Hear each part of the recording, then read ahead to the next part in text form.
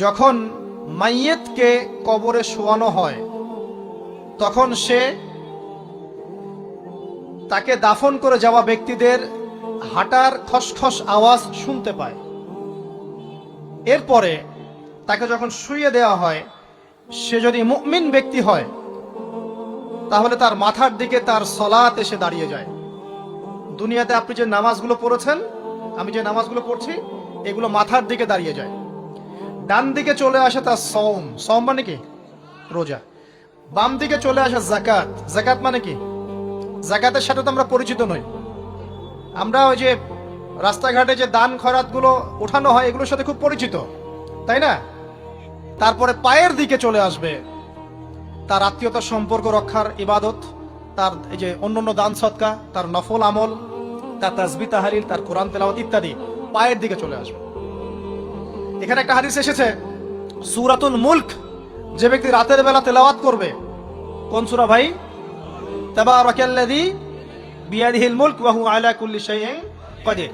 এই সূরা যে ব্যক্তি রাতের বেলা করে তেলাওয়াত করবে, ইনশাআল্লাহ সূরা মুলকও কবরে তার সাথে থাকবে এবং কবর আযাব থেকে সূরা মুলক তাকে বাঁচাবে ইনশাআল্লাহ। আমি বুঝাচ্ছি যে কি অবস্থাটা হবে। এবার দুজন ফেরেশতা মাথার দিক থেকে আসবেন, আসতে চাইবেন, সালাত বলবে এখান দিয়ে আসা যাবে না, এদিক দিয়ে আসা যাবে না। ডান দিক দিয়ে আসতে চাইবেন, এদিক দিয়ে আসা যাবে না। বাম দিক দিয়ে আসতে চাইবেন, যাকাত বলবে এদিক দিয়ে আসা যাবে না। পায়ের দিক দিয়ে আসতে চাইবেন, আমলগুলো বলবে এদিক দিয়ে আসা যাবে না। তখন যাই হোক তারা আসবেন। এটা কথা কি? এটা কথাটা হচ্ছে যে সলাতের গুরুত্ব, মানে সে সলাত আদায় করেছে, সে আমার হক আদায় করেছে, আমি তার পক্ষে আছি, এটা পক্ষে বোঝাচ্ছে। রোজা বলবে আমি ওর পক্ষে আছি, তাকে আপনি কোনো শাস্তি দিবেন না, আমি তার পক্ষে আছি। আপনারা দুজন তাকে শাস্তি দিবেন না, আমি যাকাত তার পক্ষে আছি, এটা পক্ষে থাকার কথা।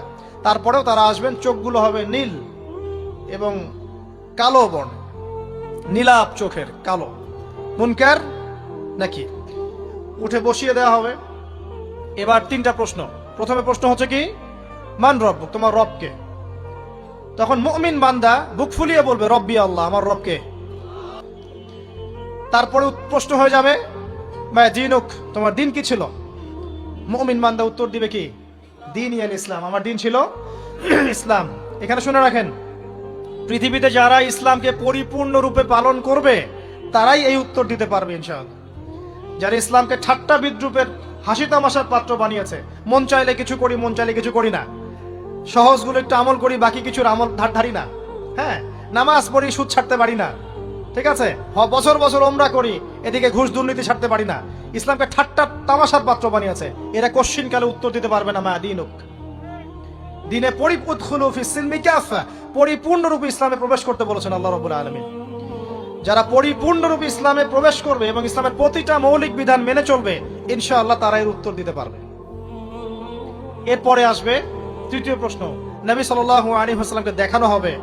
যখন দেখানো হবে তখন সূর্য যখন ডুবে যায়, যে দৃশ্যটা আমরা দেখতে পারি না, ওই দৃশ্যটা ভেসে উঠবে এবং মুমিন বান্দা অস্থির হয়ে যাবে, বলবে আমাকে ছেড়ে দাও, আমি নামাজ পড়বো। সুবহানাল্লাহ। কারণ তার কাছে মনে হবে যে আসরের ওয়াক্ত হয়ে গেছে, আসরের ওয়াক্ত হয়ে গেছে, আসরের ওয়াক্ত চলে যাচ্ছে, আমাকে নামাজ পড়তে হবে। চিন্তা করেছেন? ওই যে একটা হাদিস আছে না, যে 7 শ্রেণীর মানুষকে আল্লাহ রাব্বুল আলামিন আরশের ছায়া দিবেন। তার মধ্যে এক শ্রেণীর মানুষকে, যার অন্তর মসজিদের সাথে ঝুলে থাকে, তার মন মসজিদের সাথে ঝুলেছিল, এই সূর্য ডুবে গেল বলে আমাকে ছেড়ে দাও, আমি নামাজ পড়তে যাব। তখন ফেরেশতারা বলবেন তোমাকে নামাজ পড়তে দেয়া হবে, তবে তার আগে তুমি এর উত্তর দাও। কি উত্তর? এই ব্যক্তির দিকে তাকাও। তখন নবী সাল্লাল্লাহু আলাইহি ওয়াসাল্লামকে দেখানো হবে, সাল্লাল্লাহু আলাইহি ওয়াসাল্লাম দরুদ পড়বেন। বলা হবে যে এই ব্যক্তির সম্পর্কে তোমার কি ধারণা? মান হাযা রাজুলু বুইসা ফীকুম, এই ব্যক্তি কে, যাকে তোমাদের কাছে পাঠানো হয়েছিল? মুমিন ব্যক্তি নির্দ্বিধায় বলে দিবে যে তিনি হচ্ছেন আমার নবী মুহাম্মদুর রাসূলুল্লাহ সাল্লাল্লাহু আলাইহি ওয়াসাল্লাম। দেখুন, পৃথিবীতে যে বা যারাই নবী সাল্লাল্লাহু আলাইহি ওয়াসাল্লামের সুন্নতের উপর আমল করবে, ইনশাআল্লাহ সে তার উত্তর দিতে পারবে। দুনিয়াতে যারা নবীর সুন্নতের 5 পয়সা পরোয়া করছে না, তার আদর্শের 5 পয়সা দাম দিচ্ছে না, তারা কোশ্চিনকালে উত্তর দিতে পারবে না। নাম হতে পারে আব্দুর রহমান, আব্দুর রহিম, নবীর সুন্নতের ধার ধারে না, তারা উত্তর দিতে পারবে না। নবীর সুন্নতের গুরুত্ব কত গভীর, এটা আমাদেরকে এখান থেকে বুঝতে হবে। তাই প্রিয় যুবক ভাইরা, মুসলিম ভাইরা, আমাদের জীবনটাকে নবীর আদর্শ এবং সুন্নতে ঢেলে সাজাতে হবে। সকাল থেকে সন্ধ্যা পর্যন্ত প্রতিটা কাজ করবো কার তরিকায়? রাসূলের তরিকা। নামাজ পড়বো তার তরিকায়, রোজা, সিয়াম, হজ, জাকাত, আমল, মুআমালাত, আখলাক সব কার তরিকায়? নবী সাল্লাল্লাহু আলাইহি ওয়াসাল্লামের তরিকা অনুযায়ী ইনশাআল্লাহ। আল্লাহ পাক তৌফিক এনায়েত করুন, আমিন।